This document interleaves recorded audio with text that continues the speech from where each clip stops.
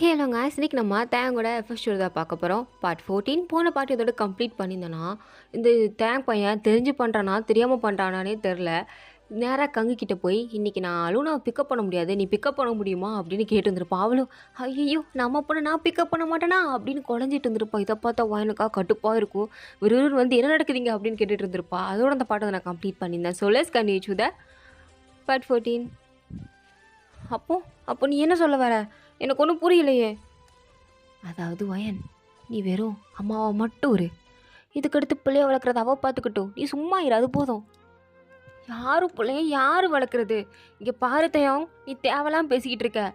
இந்த மாதிரிலாம் பேசிகிட்டு இருந்தேன்னு வச்சுக்கோ, ஏன் ஆஃபீஸ் கொண்டு பார்க்க மாட்டேன் பார்த்துக்கோ. என்ன பண்ணுவ? என்ன பண்ணுவேண்ணா? நீ என்னை ரொம்ப கடுப்பேத்துற. அது எப்படி என் குழந்தைக்கு அவள் அம்மாவை முடியும்? அது நம்ம குழந்தை. நம்ம குழந்தையா? அதான் நம்மளுக்கு டிவோர்ஸ் ஆயிடுச்சுல. டிவோர்ஸ் ஆனாலும் என்னடி டிவோர்ஸ் ஆனாலும் இதை இழுக்கிற என்ன? சரி, நம்ம 2 பேரும் டிவோர்ஸ் ஆயிடுச்சு, ஆனால் குழந்த உனக்கு எனக்கு பிறந்தது தானே. நான் அப்போ அது இல்லைன்னு சொல்லவே இல்லை. லூனா உனக்கு எனக்கு பிறந்தவ தான். ஆனால் அவளை இதுக்கடுத்து வளர்க்க போகிறது நான். ஏன் தெரியுமா? நீ அவளை என்கிட்டேருந்து மறைச்சிருக்க. எனக்கு தெரியக்கூடாதுன்னு நினச்சிருக்க. இப்படி ஒரு குழந்தை இருக்குது அப்படிங்கிறத நீ எனக்கு தெரியப்படுத்தலை. ஸோ அதனால் இதுக்கடுத்து உள்ள நான் வளர்க்கலான் இருக்கேன். அப்போ என்ன கல்யாணம் பிடிக்க போகிறக்காங்க தானே நீ அம்மா, நீ ஏன் அம்மா? இல்லை நீ ஜஸ்ட் பயாலஜிக்கல் மாம் தான், அதனால் ஒதுங்கியே இரு அப்படின்றான். அவளுக்கு ஏற்றுக்கவே முடியல. இங்கே பாரு, என் பொண்ணை வளர்க்குறதுக்கான உரிமை உனக்கு இருக்குது. ஏன்னா நீ அவள் அப்பா. கண்ட தருதலைங்களாம் என் பிள்ளைய தோணுங்கிற அவசியம் கிடையாது.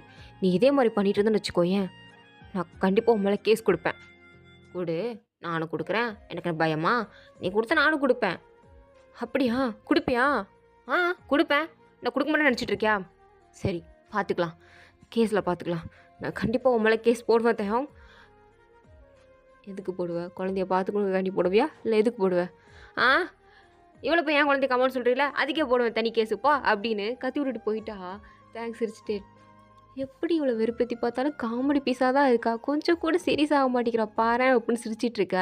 ஆஃபீஸில் இருக்க எல்லாரும் அப்படியே ஒரு நிமிஷம் பிரமிச்சு போய் நிற்கிறாங்க.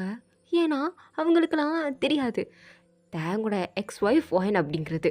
இப்போ எக்ஸ் ஒய்ஃப் ஒயன் தான் அப்படின்னு தெரிஞ்சதும் எல்லாரும் ஒரு மாதிரி அப்படியே ஒயனையே பார்த்துட்ருக்க. மியா தான் ஏடி, அவன் ஏதோ ஜஸ்ட் சும்மா ஒரு பத்தி குச்சி தான் சொரன்னான். நீனடி நெருப்பு மாதிரி டப்பன்னு பிடிச்சி எரிஞ்சிட்ட. ஆஃபீஸ்ன்னு பார்க்கலையா? சுற்றி எத்தனை பேர் பார்த்துட்ருக்காங்க பாரு. இவங்க முன்னாடி நீ இப்படி போய் நான் தான் உன் எக்ஸ் ஒய்ஃப்னு அவன் சொல்லலை, நீயே காமிச்சு கொடுத்துட்ட. இதுதான் தான் வாயாலே சூனியை வச்சுக்கிறது. நல்லா வச்சுக்கிட்ட ஓயன். ஏய் வாய முறை, உனக்கு என்ன தெரியும்? என் புள்ள அவன் அவன் புள்ளன்னு சொல்லிக்கிட்டு இருக்கான். அதான் பயாலஜிக்கல் மாம் நீன்னு சொல்லிட்டான்ல, அப்புறம் என்ன? அவள் ஸ்டெப் மாமா இருந்துட்டு போட்டோம். ஏன்னா அவள் தானே தேங்க கல்யாணம் பண்ணிக்க போகிறா. நீ அதுக்கு எடுத்து போய் கல்யாணம் பண்ணிக்க போகிறா. அதான் டிவோர்ஸ் ஆகிடுச்சுல, மூட்டு உட்காரு. என்னதான் இருந்தாலும் அவளுக்கு நான் தானே அம்மா. தேங்க்கு அதாவது என் புள்ள மேலே தேங்க்கும் எனக்கு மட்டும்தான் உரிமை இருக்குது, வேறு யாருக்கும் இல்லை. எதுக்கு பூசி முழுங்குற? சொல்லு, உனக்கு பொசசிவ் ஆகுதுன்னு சொல்லு, காண்டாகிறன்னு வெளிப்படையாக சொல்லி தொலை. எதுக்கு பூசி முழுங்குற? இங்கே பாரு, நான் காண்டு ஆகலை, ஒரு மயிரும் ஆகலை. நீ தேவலாம் பேசாத.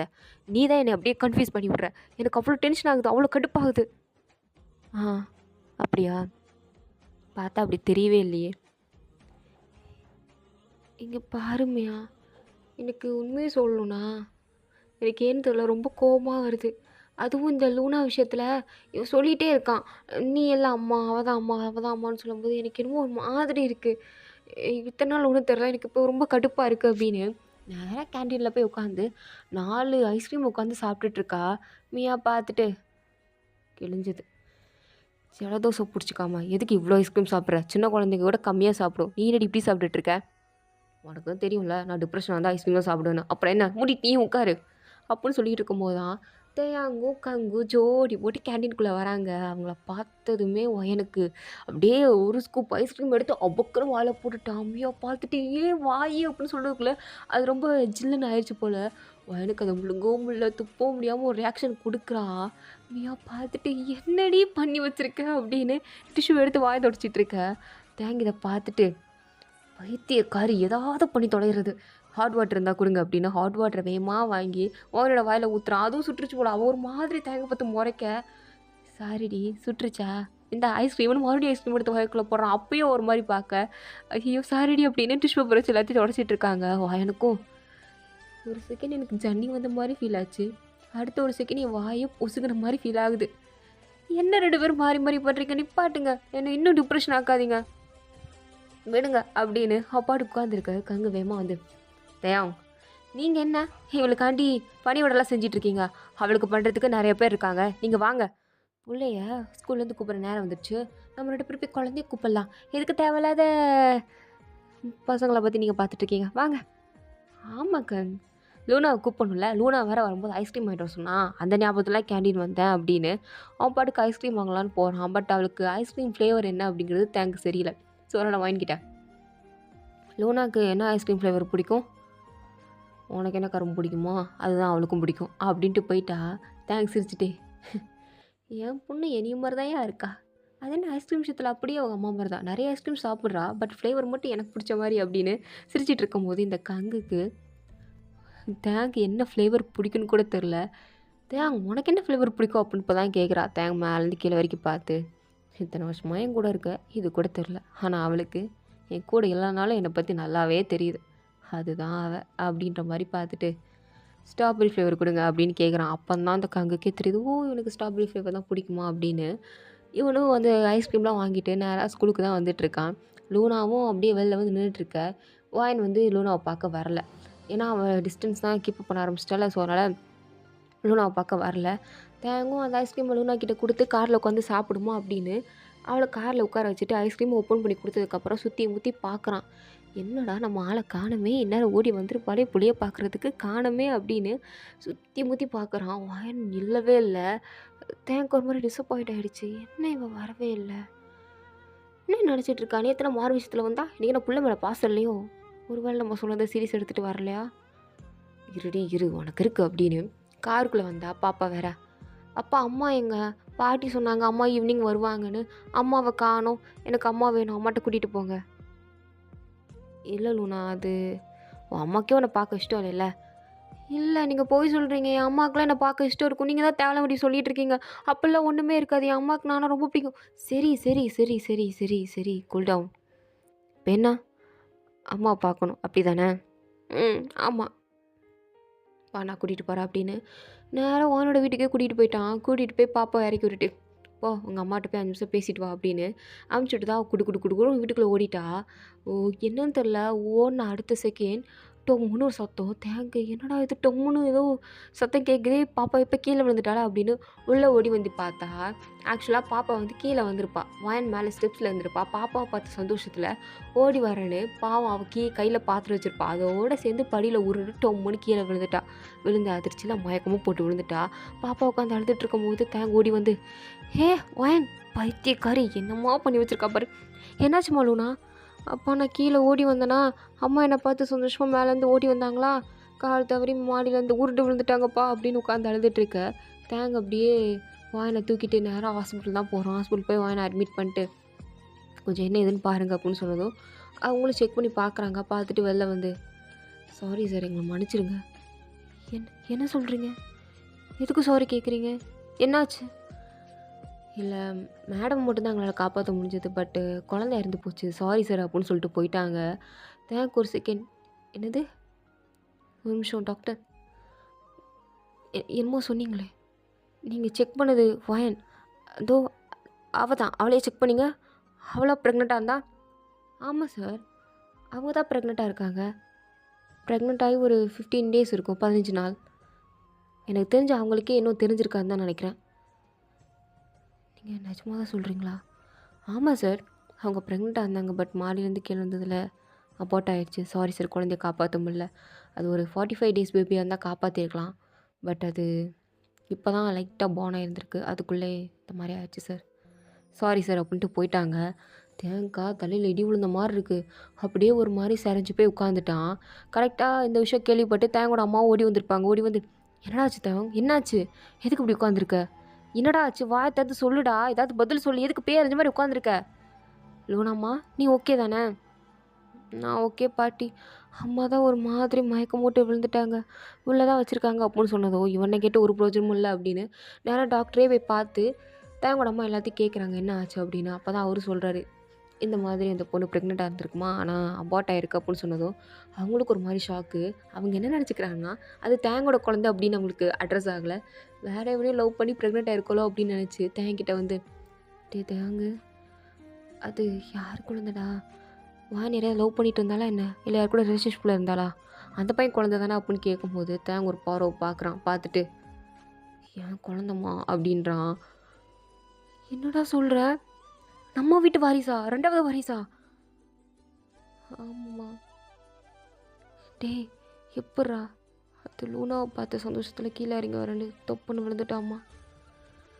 ஐயோ கடவுளே, எதுக்கு இப்படி இந்த பொண்ணை போட்டு படுத்துற அப்படின்னு அவங்க அம்மாவுக்கு ரொம்ப கஷ்டமாக இருக்குது. தேங்கலாம் ஒரு கடத்துக்கு மேலே அழுகவே ஆரம்பிச்சிட்டா. லூனாலாம் பார்த்து இது வரைக்கும் லூனா வந்து தேங்க அப்பான்னு கூப்பிட்டதே கிடையாது.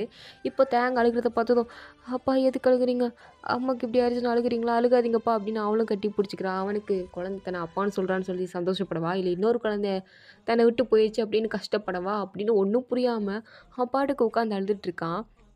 அழுது முடிச்சுட்டு வாயன் கண்ணு முடிச்சதும் வாயன் வந்து அசால்ட்டில் எழுந்துச்சி உட்காந்து, எனக்கு என்னமோ ஒரு மாதிரி இருக்கே,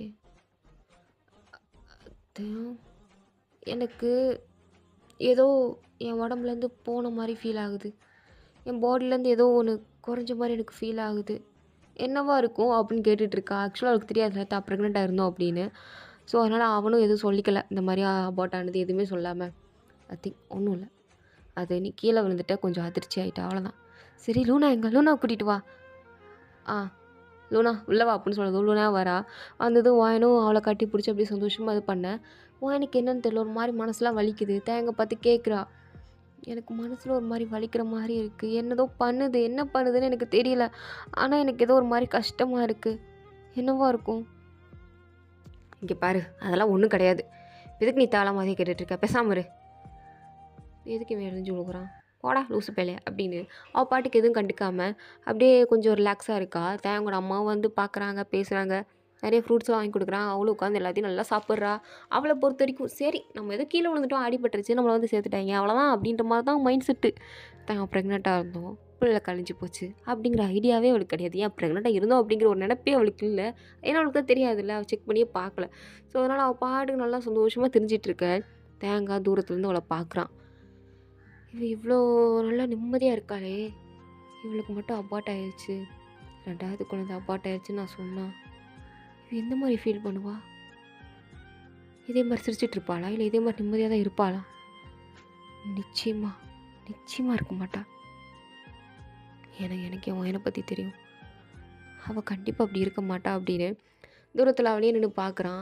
அவனுக்கு என்னென்னா, நம்ம மட்டும் லூனாவை கூட்டிகிட்டு வராமல் இருந்திருந்தா லூனாவை பார்க்குற சந்தோஷத்தில் அவள் இப்படி விழுந்திருக்க மாட்டா, தன் குழந்தைய போயிருக்காது அப்படின்ற ஒரு எண்ணம். ஸோ அதனால் ஒரு மாதிரி கஷ்டப்படுறான், அவன் கில்ட்டியாக ஃபீல் பண்ணுறான் நம்மளால தான் அப்படின்னு. அதனால் வாயனை அவாய்ட் பண்ண ஆரம்பிச்சிட்டான், வாயனை பார்க்குறதுக்கே வரல.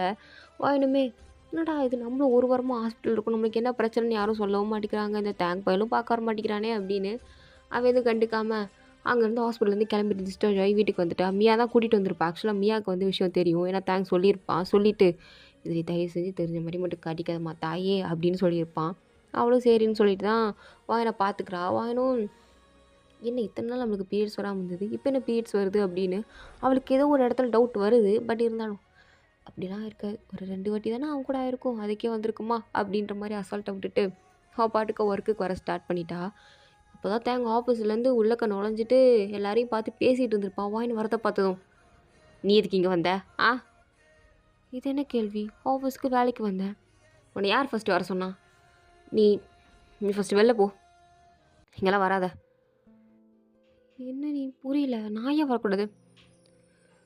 இங்கே பாரு வாயன், உனக்கு இப்போ தான் உடம்பு சரியாக இருக்குது, நான் ஆக்சுவலாக உனக்கு 2 வீக்ஸ் லீவ் கொடுத்தேன், நீ 1 வீக்லேயே திரும்பி வந்திருக்க, அதெல்லாம் கணக்கில் எடுத்துக்க முடியாது, நீ 1 வாரம் கழிச்சு போ. உங்களுக்கு என்ன பைத்தியமா, நான் நல்லா ஆகிட்டேன், ஸோ எனக்கு 1 வாரம் லீவ் தேவையில்லை, வீட்டில் இருந்தால் எனக்கு போர் அடிக்கும், என் பொண்ணு ஞாபகமாகவே இருக்குது, ஸோ அதனால தான் நான் வந்தேன். இங்கே பாருவேன், நீ வராதன்னு சொன்னால் வராத, பேசாமல் போ. இங்கே பாருங்கள், நானே லீவை கேன்சல் பண்ணுறேன், உங்களுக்கு என்ன அப்படின்னு கேட்டுட்டு இருக்கும்போது தேன் கோவம் வந்துருச்சு. இப்போ நீ வெளியே போறியா இல்லையா அப்படின்னு எல்லாருபடி கத்தி விட்டுட்டான். அவன் எனக்கு ஒரு மாதிரி இன்சல்ட்டிங்காக ஃபீல் ஆகுது. சத்தா போடா அப்படின்ட்டு அவளும் வெளில வந்து இவனுக்கு என்னதான் பிரச்சனை, இப்படியே விட்டுட்டு இருந்தால் சரிப்படாது, நம்ம சொன்ன மாதிரி ஒரு கேஸை போட்டுருவோம் அவன் மேலே, அப்போனா தான் எல்லாம் சரி வரும்.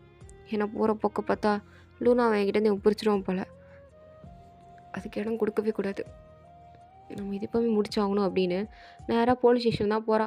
போய் இந்த மாதிரி ஒரு கேஸை கொடுக்குறா. அவங்களும் ஏம்மா இதை நீங்கள் கோர்ட்டில் தாம்மா பார்த்துக்கணும் அப்படின்னு இவங்க கோர்ட்டுக்கே லாயரை இவங்களுக்கு அசைன் பண்ணி கொடுத்துட்டாங்க. அதுக்கான நோட்டீஸும் தேங்க் வருது, அதுவும் ஆஃபீஸில் இருக்கும்போது தான் வருது. தேங்கும் அதை பார்க்குறான். பார்த்துட்டு பெருசா இவ இப்படி பண்ணிட்டாலே அப்படின்னு கோவம்லாம் பல்ல, எதிர்பார்த்தது தான் அப்படின்னு அவன் இருக்க மனநிலைமையில் அதை தூக்கி அப்படியே போட்டுட்டான்.